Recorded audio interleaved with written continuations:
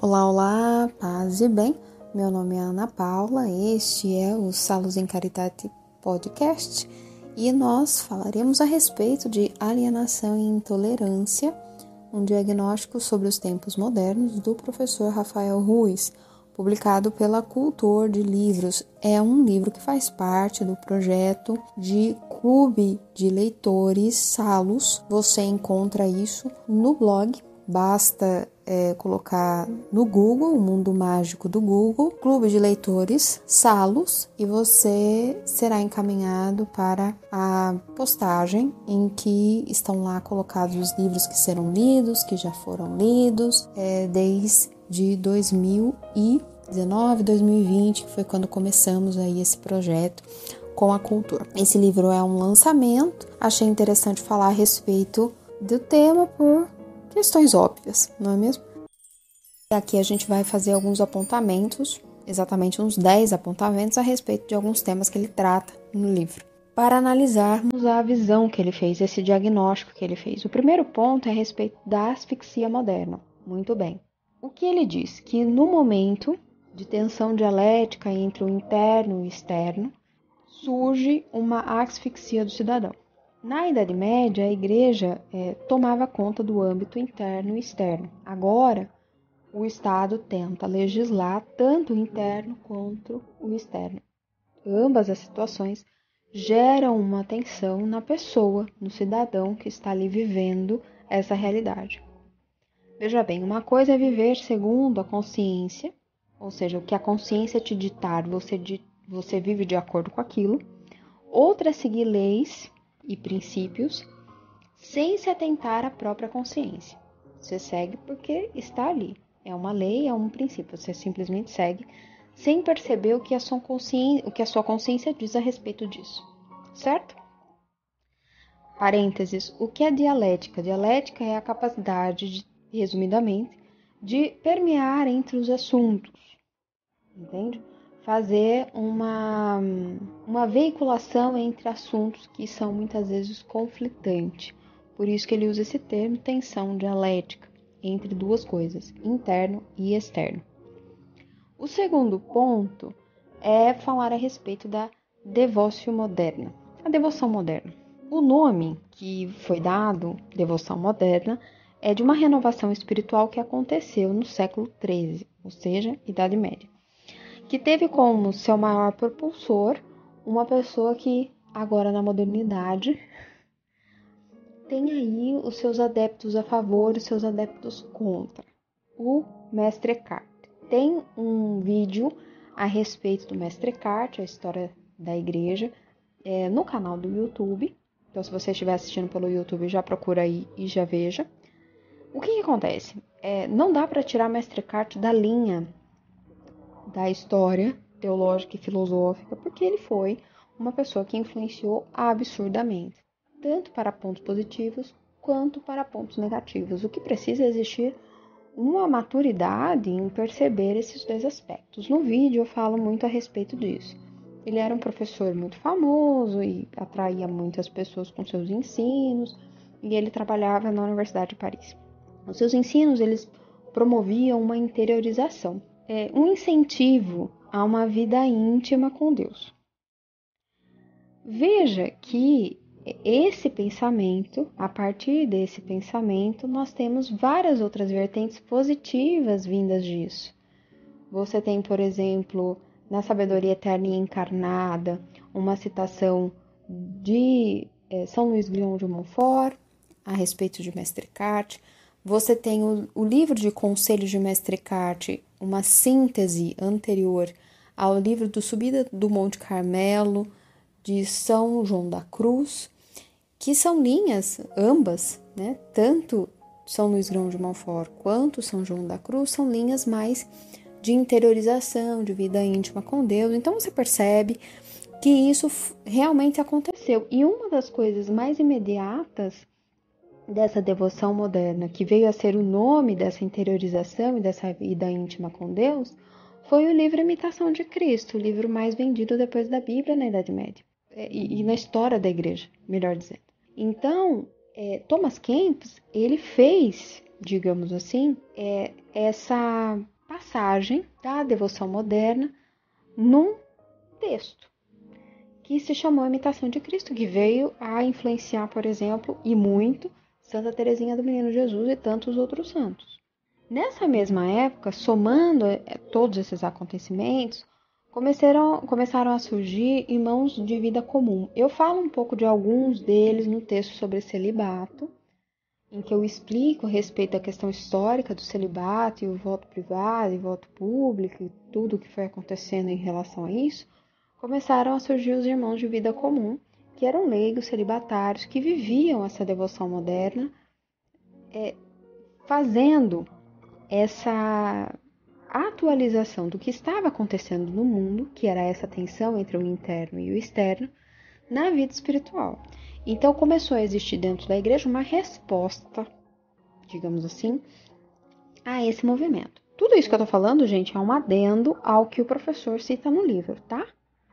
Então, ele não fala especificamente todos esses exemplos, eu estou te explicando as coisas. É para isso que serve um professor, inclusive. Esse processo dentro da igreja gerou um destaque, né, para a interiorização, para a consciência, com relação a Deus e também com relação à vida pública e cotidiana, como o professor Rafael Ruiz aponta. Ele também aponta que a tensão entre o interno e o externo ainda persistia, mesmo que todo esse movimento dentro da igreja acontecesse. Para você ter uma ideia, em 1215 foi determinada a confissão auricular. Não era uma coisa obrigatória que se confessasse uma vez por ano. E somado a isso, aumentou-se as pregações em relação ao juízo e ao purgatório. Por que foi feito isso? Primeiro, visando o despertar da consciência, né? O professor Rafael ensina. O despertar da consciência individual. Isso era despertado através da confissão, do sacramento da confissão. O ato de fazer o exame de consciência gerava isso. E a segunda coisa era a renovação e purificação da vida cotidiana, dos costumes, através da pregação sobre o juízo e o purgatório. Então, a devoção moderna, ela era embasada e se desenrolou dessa forma. O terceiro ponto é como isso se desenvolveu no meio político. Dado que a tensão entre o foro interno e o foro externo existia em cada indivíduo, não era uma coisa que acontecia na sociedade, e esse é um ponto importante. Veja que o tema do livro é consciência individual. Essa tensão interna e externa acontecia em todas as pessoas e acontece hoje ainda. Nós temos uma questão histórica, então isso se expande para a sociedade. E como é que você consegue solucionar isso? Porque se eu tenho uma tensão interna com o externo, você tem a sua, o fulano tem a dele, o Beltrano da Silva Sauro tem a dele, viver em sociedade começa a ficar um pouco difícil, porque cada um com as suas tensões. Como é que a gente faz para lidar com isso? A solução, a princípio, foi separar a política da ética, na tentativa de minimizar essa tensão no âmbito público. Essa ação tem um problema sério, e o problema está quando nós visitamos o que Aristóteles diz a respeito da política. O primeiro ponto é que, nas questões políticas, podem existir várias soluções razoáveis e prudentes. Isso é a filosofia de Aristóteles, tá? Segundo, o terreno do político é prático. Então, para Aristóteles, propor algo bom e justo é uma coisa que necessita um conhecimento particular. Logo, a pessoa precisa ser boa e justa. O terceiro ponto, o homem prudente, por sua vez, ele surge, ele se autoconstrói. Veja que depois São Tomás vai fazer um adendo a isso, acrescendo a graça. Então, ele se autoconstrói entre aspas. Porque sem nosso Senhor Jesus Cristo nada podemos fazer. Mas isso é lapidado por São Tomás lá na frente. Então, o homem prudente, por sua vez, surge, ele se autoconstrói e adquire virtude por repetição. Dois pontos aqui são importantes na fala que é explanada no livro. Primeiro, nos relembrar a respeito da questão construtiva da filosofia, né? Aristóteles tinha uma visão que foi completada por Santo Tomás. Às vezes eu tenho a impressão que vocês têm uma visão muito imatura das ideias, como se os filósofos dessem as suas ideias prontas, assim. Não, não é assim. Um filósofo faz a sua filosofia, as suas obras, e ali tem erros e acertos. E um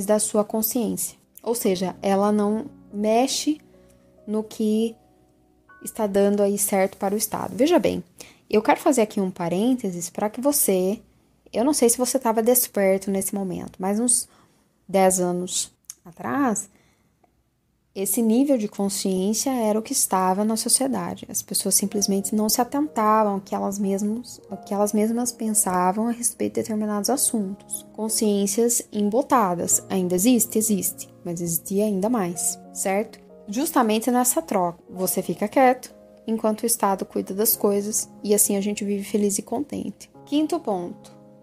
A inevitabilidade do provável. Esse ponto aqui é muito importante, é um adendo que o professor faz, que eu achei de suma importância, porque ele não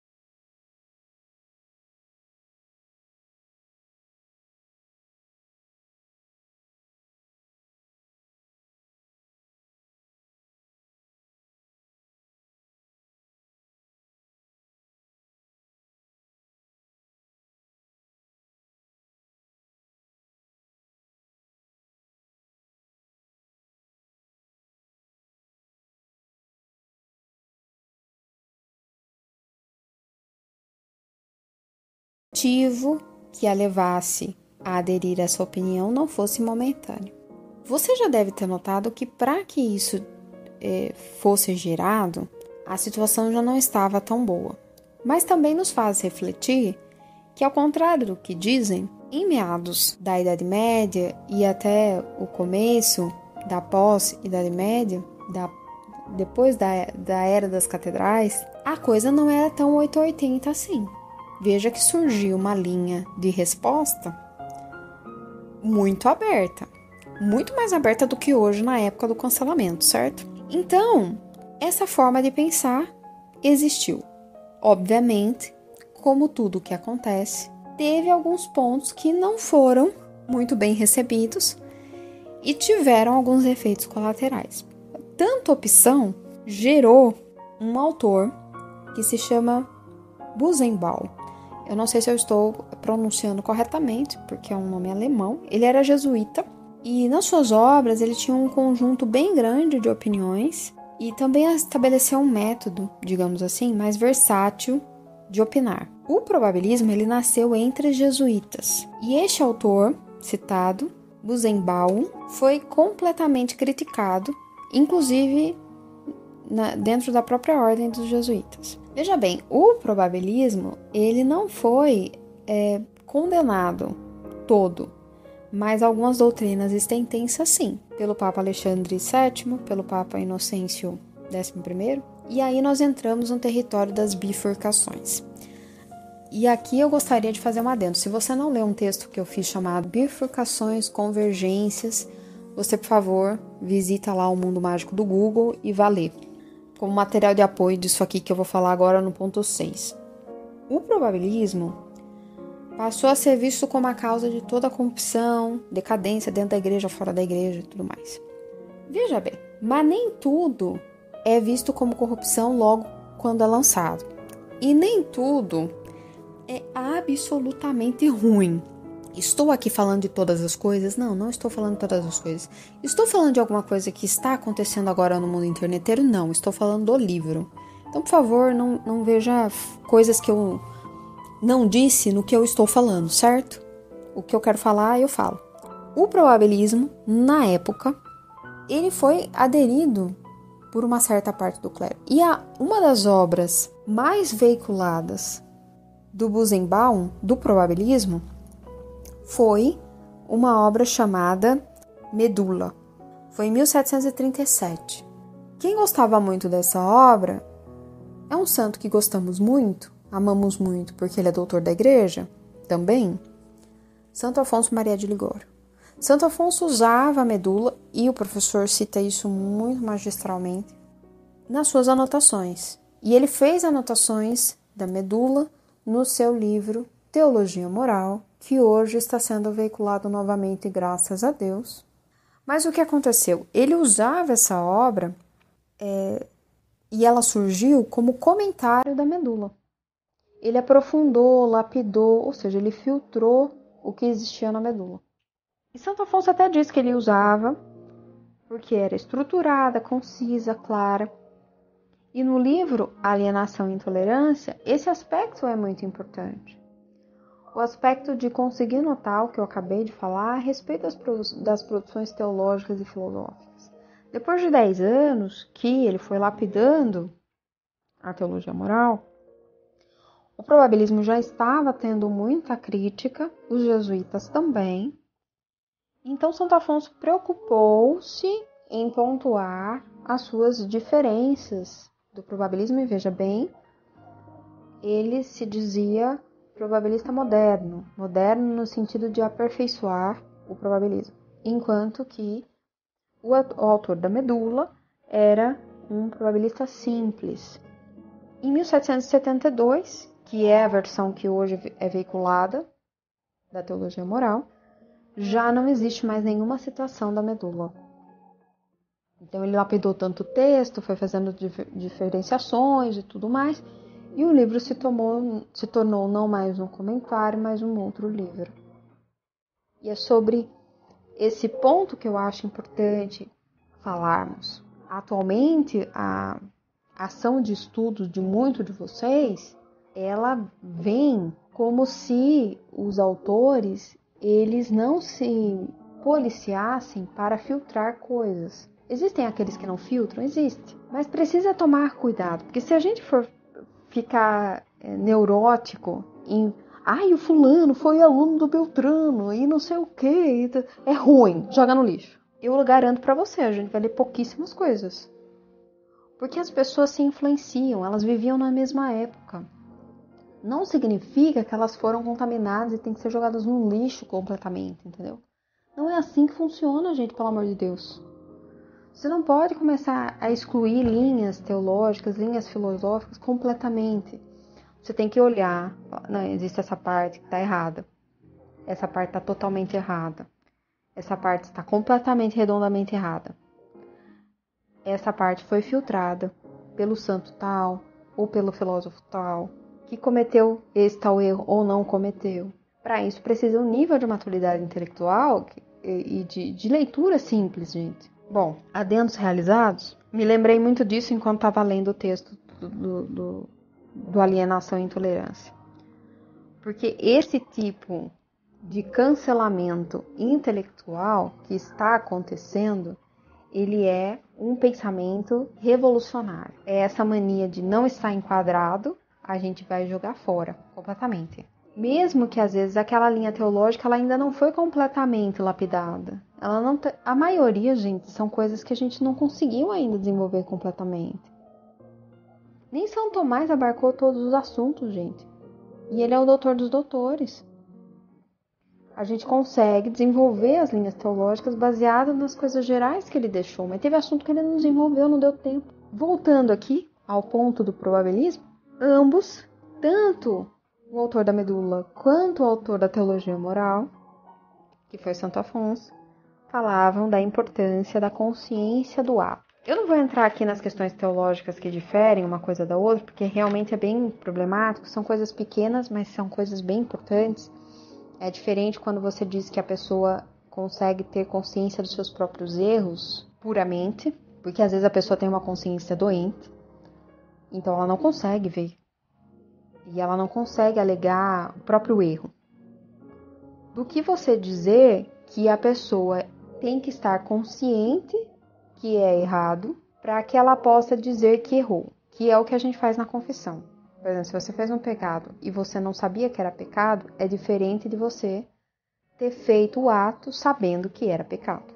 Entende? Existe essa distinção. E é o que Santo Afonso faz mais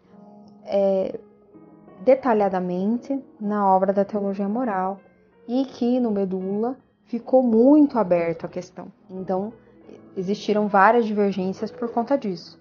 Por deixar essa questão da consciência muito aberta, o que poderia dar muitas margens. Por exemplo, quer dizer, a pessoa mesmo vai julgar se ela fez algo bom ou ruim, sem nada que a pondere.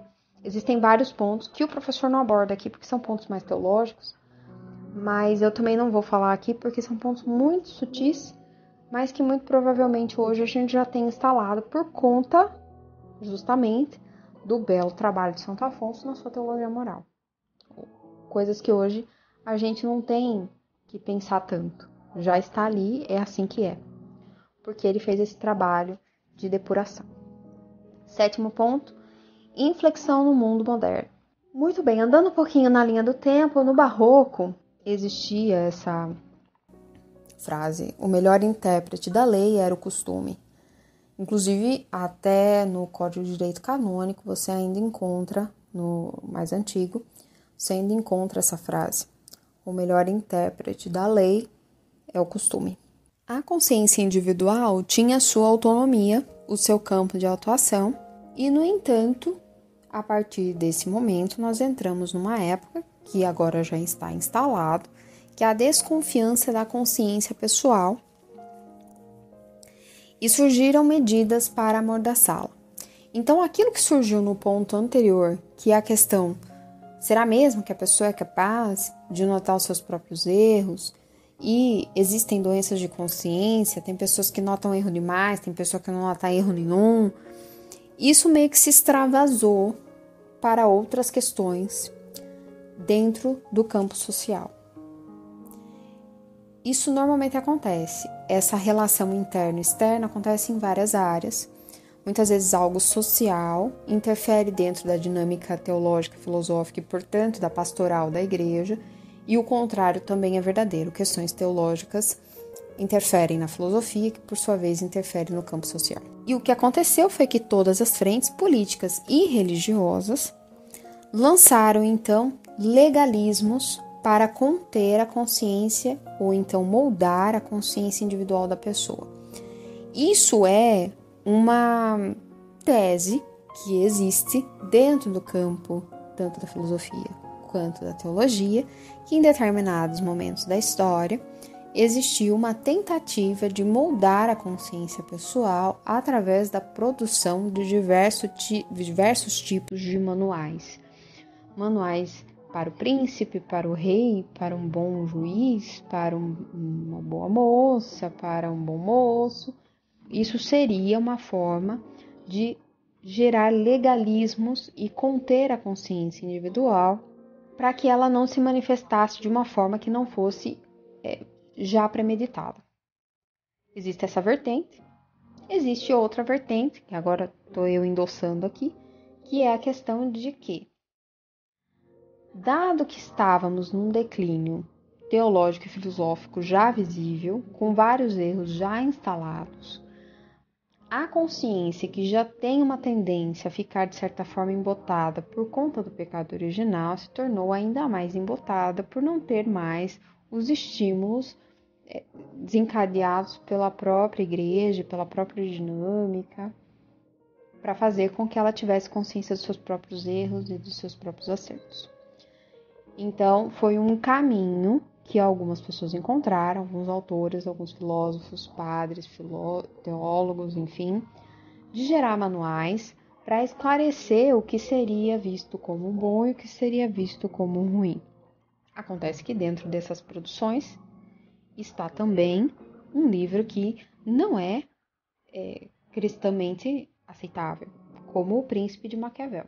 Tem várias coisas ali que não são conselhos que se daria a um príncipe cristão, por exemplo.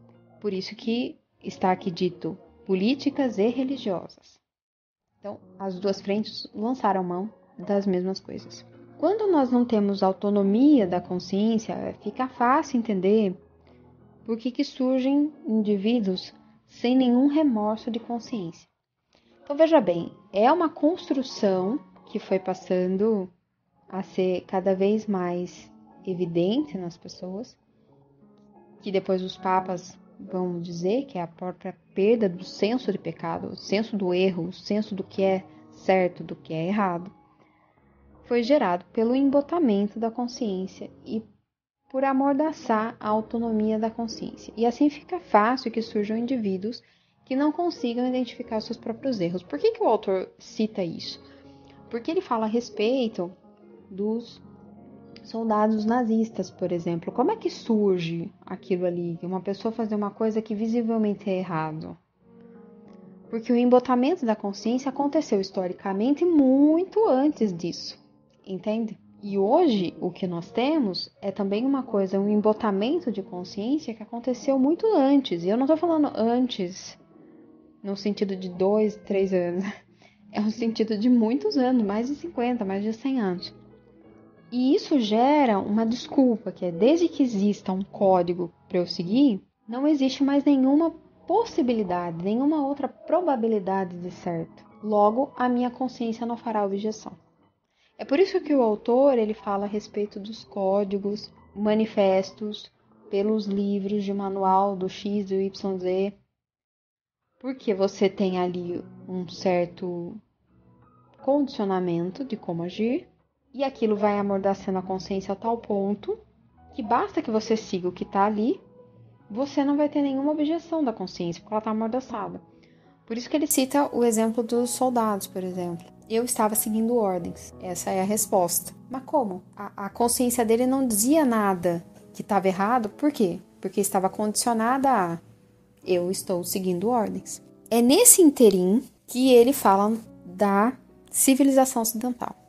Esse termo, civilização ocidental, que é hoje tão utilizado, e eu comumente utilizo também, acho importante falarmos de onde foi que surgiu esse termo. E esse é o 8º ponto que eu chamo de faça-se a civilização ocidental. Quem criou as condições para que existisse algo chamado civilização ocidental foi o Iluminismo, que criou as condições para que a civilização cristã fosse substituída pela civilização ocidental. Essa ideia de civilização ocidental nasceu atrelada já à ideia de que o Ocidente era mais moderno, maravilhoso, tudo é melhor no Ocidente.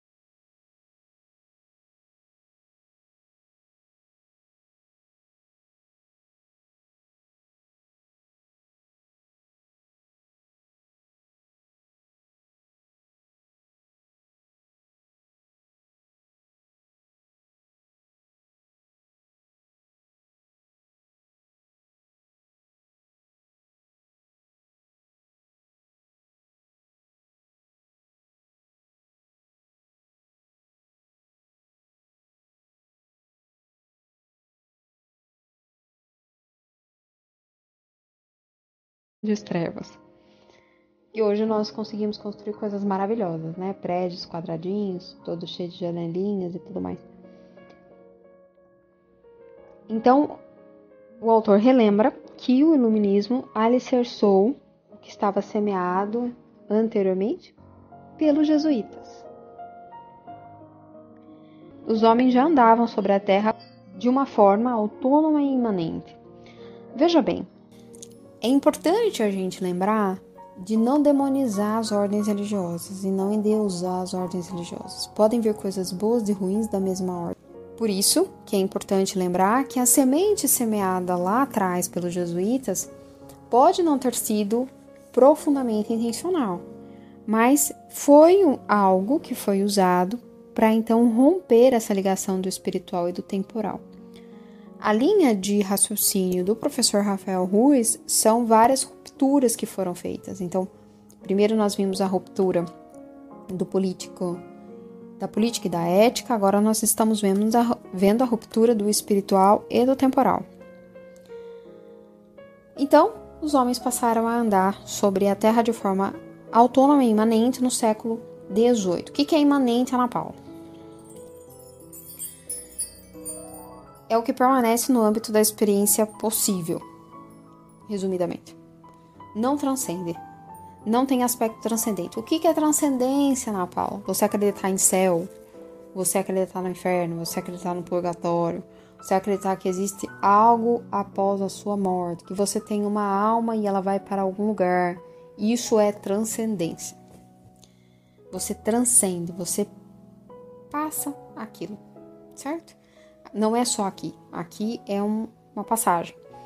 Esse é um ponto que distingue muito bem a visão da Idade Média e a visão da modernidade. E essa visão que nós temos na modernidade, ela foi sendo semeada por rupturas. A ruptura da política com a ética e depois a ruptura do temporal com o espiritual. Aí passou-se a pensar o seguinte: para vivermos bem, portanto, basta colocar em prática planos e agendas. A gente tem que planejar. Isso, gente, eu não tô falando da época atual, não. Eu tô falando lá atrás. Já pensava-se assim. Planos e agendas. E daí nós damos as mãos e brincamos de ciranda, cirandinha, vamos todos cirandar, para os planos e agendas darem certo, e aí o mundo será maravilhoso e feliz e contente. O iluminismo, ele estabeleceu uma rixa entre a igreja, com a igreja, melhor dizendo, pela educação. Mesmo que todo o troço que a gente está vendo tenha nascido na igreja, na ordem responsável pela educação, não é mesmo? Mas vamos aqui dar sequência, parar com meus adendos, era preciso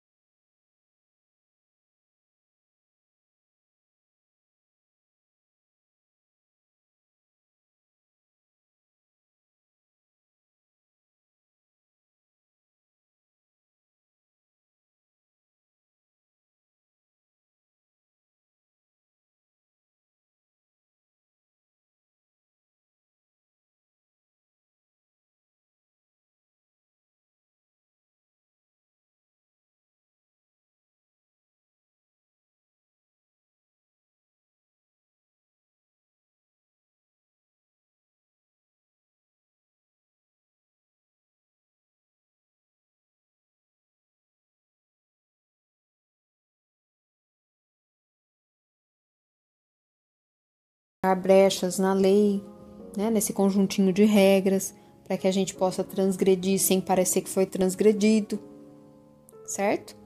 E aqui eu faço um adendo ao comentário de São João Crisóstomo aos Gálatas, da Carta aos Gálatas. E ele explica exatamente esse ponto sobre a lei e a graça, que eu acho que todas as pessoas deveriam rever esse ponto.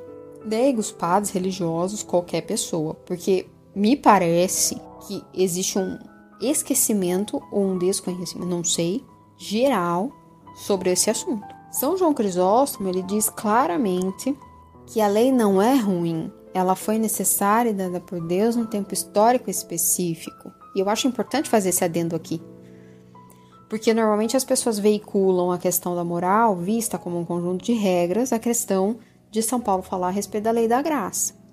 Isso eu já estou no âmbito mais teológico, mas eu preciso colocar isso aqui. E não é essa a questão. São João Crisóstomo diz, não, São Paulo não está falando que a lei não presta. A lei foi dada por Deus, como é que ele pode dizer que a lei não presta? Não é esse o ponto. O ponto é que mesmo dada por Deus, num dado momento, era necessário apresentar algo maior, e aí foi apresentada a graça. E ele dá o exemplo. No Império da Graça, não precisa do não matar, não porque a pessoa subiu aos céus e já é um anjo, não precisa do não matar, porque ela já não tem mais ira no coração. A coisa já foi cortada bem antes. A lei da graça é mais rigorosa do que a lei mesmo do Antigo Testamento. Não basta mais só não adulterar. Você não pode olhar para o outro ou a outra com olhos impúdicos. O negócio tem que ser cortado bem antes. E radicalmente, a lei da graça, ela é mais exigente, porque ela pede para cortar antes do ato em si se instalar. Entende? Não basta só você não matar o irmão, você não pode odiar a pessoa. Por isso que eu faço essa reflexão, que a coisa degringolou a tal ponto que quando nós falamos de um texto bíblico, o entendimento que nós temos de lei é de conjuntos de regras dessa moralidade instalada, que não é a moral realmente, que nos leva à virtude. E a passagem da explicação do texto bíblico é completamente tapafúrdia. Tô com essa palavra agora, tô falando bastante tapafúrdia. Pois é, fica aí o adendo. Valer, coloque lá comentário aos Gálatas, Salos, no mundo mágico do Google, e aí você vai lá e lê o texto, tá bem? Ou escuta o podcast, ou faz alguma coisa que provavelmente, talvez quando você escute, já exista o podcast em que eu falo a respeito dessa carta, tá?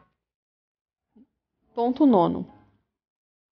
A sociedade à margem de Deus. Então estamos chegando perto do momento atual. Ainda não chegamos, Ana? Não, isso aqui que eu tô falando já aconteceu há muito tempo atrás. O primeiro ponto é que, na civilização cristã, as pessoas buscavam cumprir o plano providencial de Deus, certo? E isso ainda acontece nas instâncias particulares, porque lembra, o foro interno e externo for separado. No iluminismo, fazendo ali a festa das substituições e tudo mais, reduziu esse prisma à obtenção de um interesse comum, da felicidade mútua, do ciranda cirandinha, vamos todos cirandar. E mesmo na esfera religiosa, todo o plano, tudo que era voltado para agradar a Deus, ficou ligado principalmente à virtude da benevolência. Então você precisava ser bom, mesmo que a pessoa não saiba o que é ser bom. Lembra que a questão da virtude já não estava mais sendo veiculada. O exercício da virtude e tudo mais não tão amplamente veiculada nos meios sociais. Então, socialmente falando, e até internamente em alguns casos, bastava ser bom, e o bom ficava muito sem definição. B. Ocorreu então, logo após, um eclipse da graça, que é o que o autor chama. O homem era uma criatura de Deus, uma criatura autônoma. Portanto, ela poderia escolher por si o plano de Deus para o mundo sem a graça. Essa foi a linda constatação. Então, veja bem, houve uma ruptura para com esse plano providencial de Deus, dado que precisava, como vimos no ponto anterior, exercer esses planos e agendas, certo? Bastava fazer isso. Então, a gente podia descobrir esse plano de Deus sem a ajuda da graça. Se nós podemos desvendar os planos de Deus, esse é o ponto C, não há mais nenhum segredo. E aí nós podemos fazer um vínculo com o declínio do mistério, de tudo que é velado, enfim. O último ponto, ponto D, com o eclipse da graça, perdeu-se a finalidade da vida do homem na Terra. Então era preciso dar outra coisa, reconstruir isso, dar um outro sentido da vida na Terra, uma finalidade terrestre. Certo? Então aqui ele fez um caminho da imanência, digamos assim. Portanto, o homem é racional, ele pode criar leis justas, e por ser justa, essa lei seria obedecida e caberia a cada um, vivendo essas leis, construir algo para o bem comum. E todo esse esforço levaria ao bem comum. O Estado transforma a realidade em que nós vivemos na realidade em que imaginamos que está lá nos planos e agendas. Só que para isso ser possível, para que o Estado faça isso, é necessário que a vontade pessoal e interesse pessoal ceda o seu espaço à vontade pública e ao interesse público, mesmo que isso vá contra a consciência pessoal, individual, certo? É daí que surgiu essa mentalidade que nós temos atualmente, que muitas vezes acaba tendo um ponto de bifurcação e convergência com o evangelho, que é o coletivo é sempre bom e o individual é sempre mal. Isso sempre, em qualquer situação. Independente da situação, é sempre mal. Eu gostaria que você, que é aluno do Educate, lembrasse da aula que eu fiz a respeito da história da mulher, em que eu falo a respeito da autonomia e da participação dos primeiros cristãos nessa construção da autonomia individual, pessoal, que nós fizemos naquele módulo todo, tá bem? Que tem ali umas 20 aulas a respeito dessas mulheres. E eu achei importante vincular isso com o que está sendo dito aqui, certo?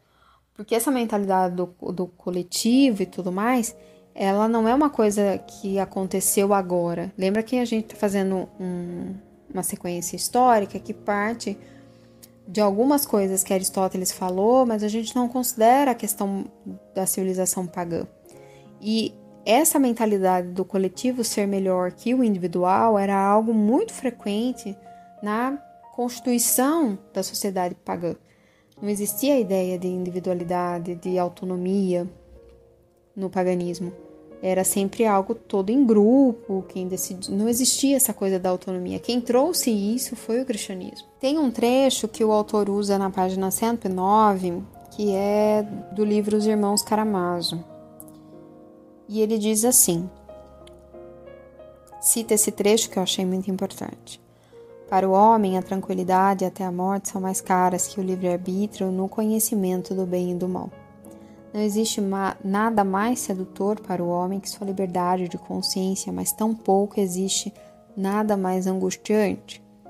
Será precisamente por isso, na opinião do grande inquisidor, que os homens preferirão não ser livres, e desta forma acabarão, como dizia Ortega y Gasset, com um grito formidável por todo o planeta que subirá como o uivo de cães inumeráveis até as estrelas, pedindo alguém ou algo que mande, que imponha uma tarefa ou uma obrigação.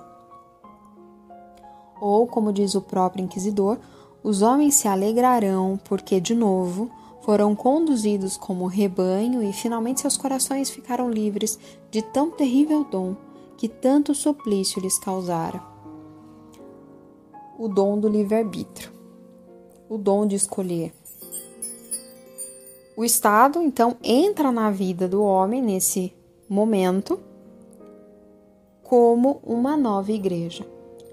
Alguém que lhes dirá o que fazer, como fazer, onde fazer, dizendo ou não por que fazer. 10º ponto. A queda da ordem. Aqui nós estamos bem perto do que nós estamos vivendo hoje, certo?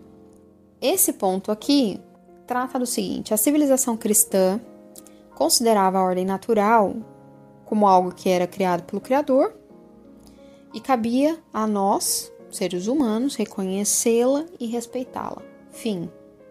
A ordem ela expressava os pensamentos de Deus. Nem as leis de um rei poderiam contrariar a ordem natural. Se uma lei contrariava a ordem natural, ela não era lei, portanto ela não poderia ser seguida. Eu falo disso de uma aula que eu falo a respeito de quando a lei é lei.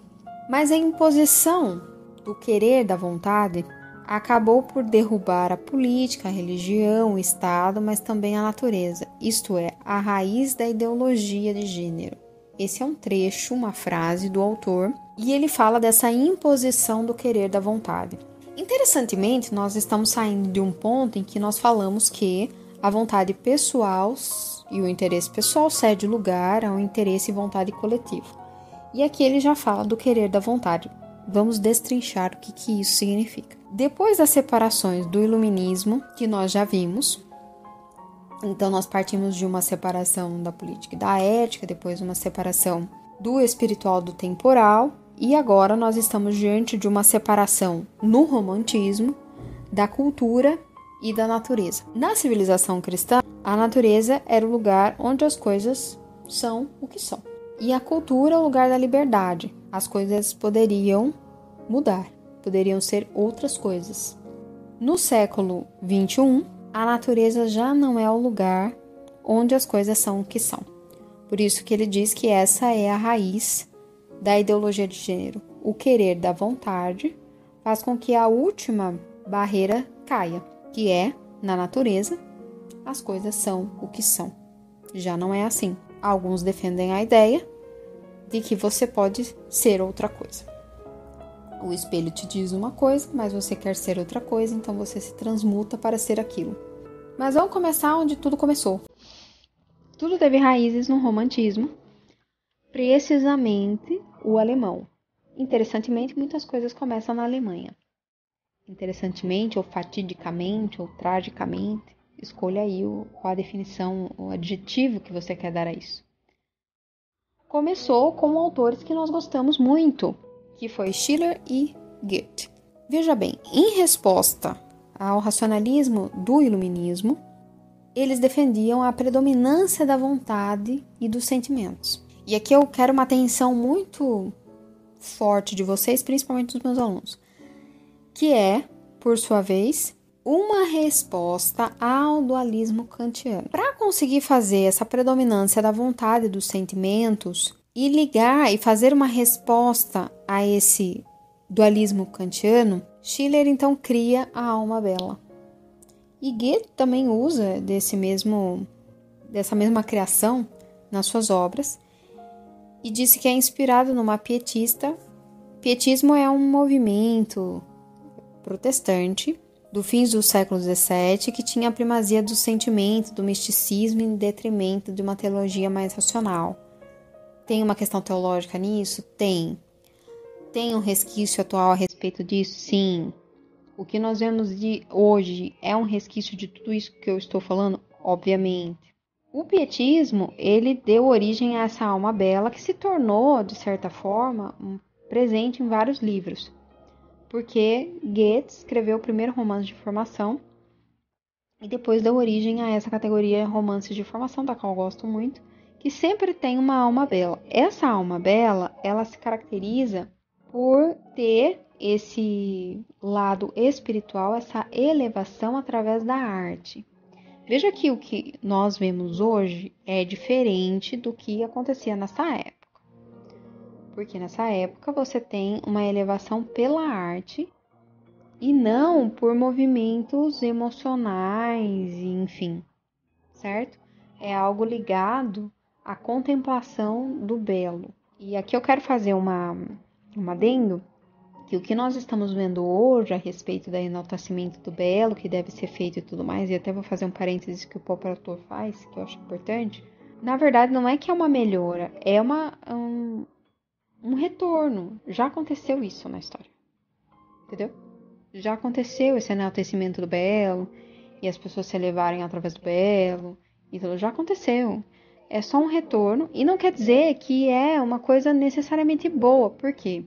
A alma bela exemplificada nessas obras, que fazia com que existisse uma contemplação da beleza artística, através desse impulso emocional, e é isso que elevava a Deus, tomou o lugar do que existia anteriormente, que era essa visão de que o que motivava a alma a se unir a Deus era a busca pela purificação e a própria união, não um impulso emotivo enfim, sentimental, certo? Ou seja, existem vários pontos de bifurcação que a gente precisa ter bastante maturidade ao analisar. Não quer dizer que é de todo ruim, mas que gerou uma substituição nessa nova ruptura da natureza com a cultura. A religião foi substituída pela cultura.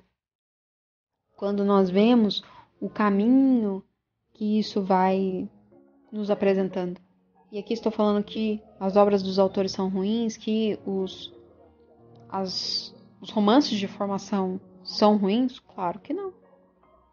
Só estou dizendo que do mesmo ato surgiu coisas boas e coisas ruins. E o autor, ele deixa isso muito bem claro, o autor de Alienação e Intolerância, que é que o ponto não é que Deus não seja a beleza com B maiúsculo, mas que ele não é as coisas belas, ou a bela cultura. Isso é uma distinção que no momento atual eu acho muito importante que seja feita. Deus não é a bela cultura, ele não é as coisas belas, ele está nas coisas belas. Uma vez eu trabalhei com um padre, ele estava fazendo um ditado e aí eu estava digitando enquanto ele ditava e teve um momento que ele fez uma distinção muito importante, porque eu devo ter feito uma cara muito estranha, e ele disse assim: Deus não é a natureza, ele está na natureza. Tem uma grande diferença. Eu também achei muito importante fazer aqui um adendo a respeito da distinção de Deus e das coisas belas na pessoa mesmo, porque pode gerar uma falsa ideia. A bela cultura e as coisas belas não te faz necessariamente elevado, necessariamente espiritual, necessariamente unido a Deus. Um livro que traz muito essa perspectiva é O Retrato de Dorian Gray. Eu gosto sempre de lembrar desse livro. Dorian Gray, se você não se lembra do livro, ele se deixou pintar, ele era muito belo, o pintor fez um retrato e o pintor aparentemente apaixonou-se pela beleza do seu modelo e pintou aquela obra com toda a sua energia criativa, é isso que o livro passa. E aí, Dorian, quando viu aquela imagem, ele teve um impulso, ele teve de novo, algo sentimental, e a força da vontade fez com que acontecesse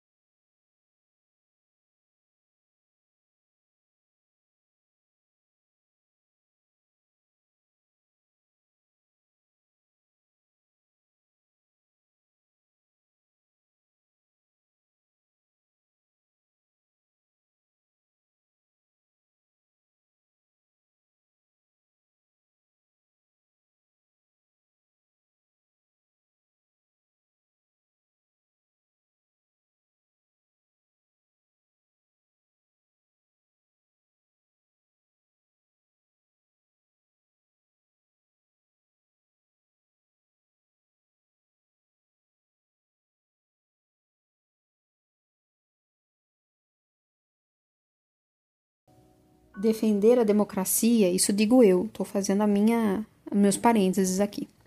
Toda vez que uma pessoa diz, eu defendo a democracia, não sei o que da democracia, blá blá blá da democracia, eu me pergunto que jossa será que ela acha que é a democracia? Porque, assim, a democracia é um regime, é uma forma de governo em que você conta com a opinião de todos, certo? Por votação e tudo mais. E aí, se não é possível que todos votem, você, então, elege representantes para que votem por você. Mas, atualmente, o que é considerado viver democraticamente, assim vai dizer o professor Rafael Ruiz, é que é preciso acolher toda a divergência social, toda a questão política, e o contrário é visto como fanatismo, se você, por algum acaso, não acolhe. E, novamente, a gente volta ao ponto anterior histórico do razoável, minimamente razoável, razoavelmente razoável.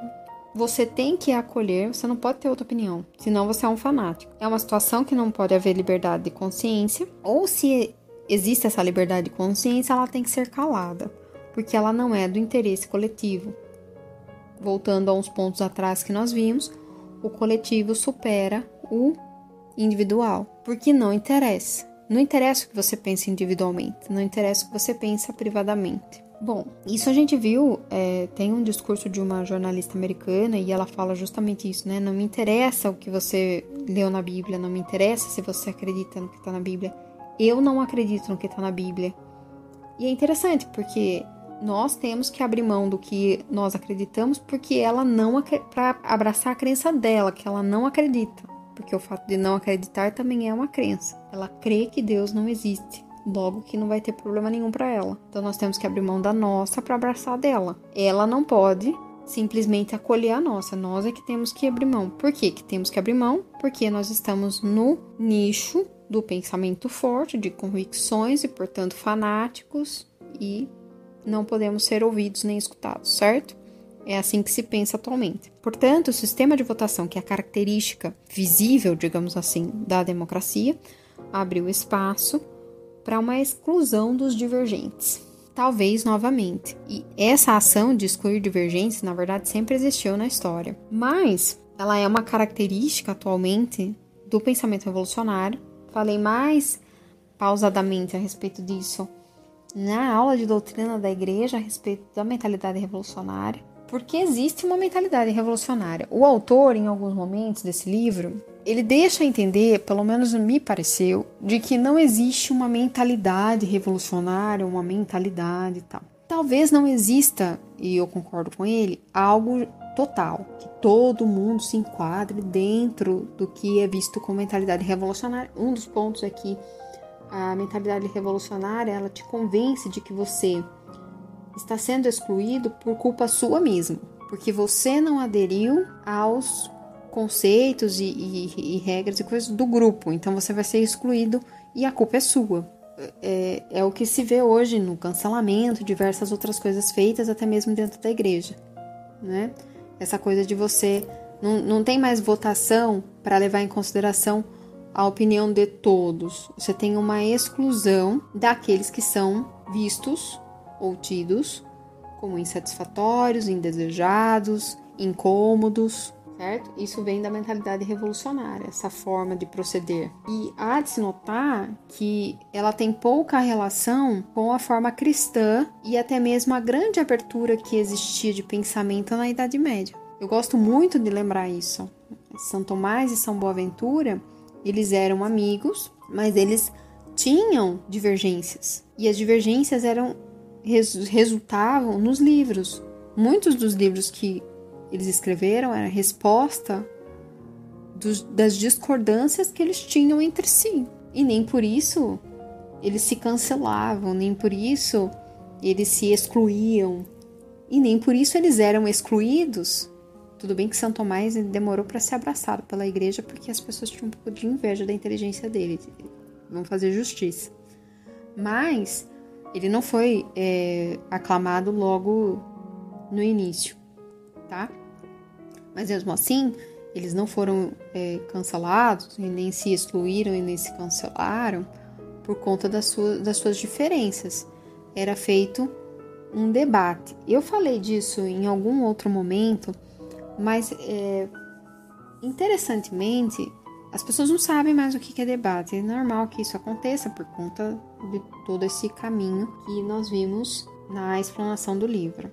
Debate não é ficar falando na rede social, debate não é ficar comentando, fazendo monólogos no comentário. Isso não é debate.